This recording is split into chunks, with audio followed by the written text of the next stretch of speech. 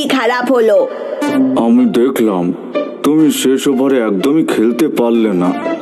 খেলতে পারলেও লাভ ছিল না, আমাদের অনেক রানের দরকার ছিল।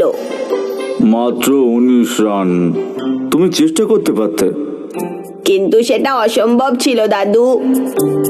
কিন্তু তুমি ছেড়ে দিলে, সেটা ভুল। তুমি সেই পিঁপড়েদের কথা মনে করিয়ে দিলে। কোন পিঁপড়ে দাদু? তোমরা কি পছন্দ করবে পিঁপড়ের ব্যাপারের গল্পটা শুনতে?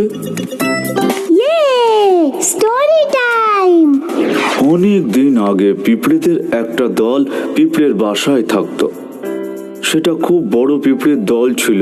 প্রায় 100 পিঁপড়ে একসাথে বসবাস করত সুখে। তারা সব কাজে একে অপরের সাহায্য করত। এইভাবে তাদের কলোনি বাড়তে থাকলো। তারপরে একদিন খুব বৃষ্টি হলো।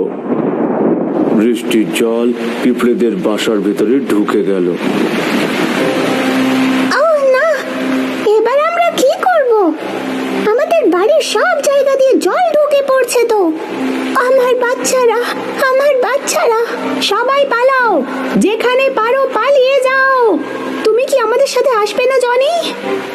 এখান থেকে বেরোনোর রাস্তা নেই, দেখো চারিদিকে শুধু জল আর জল। কিন্তু আমরা কি করব? আমরা অন্তত পালিয়ে যেতে পারি তো। ভয় পাচ্ছি যে আমরা সুরক্ষিত নই। তোমার যা ইচ্ছে তাই করো, আমি অন্য সবার সাথে চলে যাচ্ছি। আমার হতভাগ্য বন্ধুরা,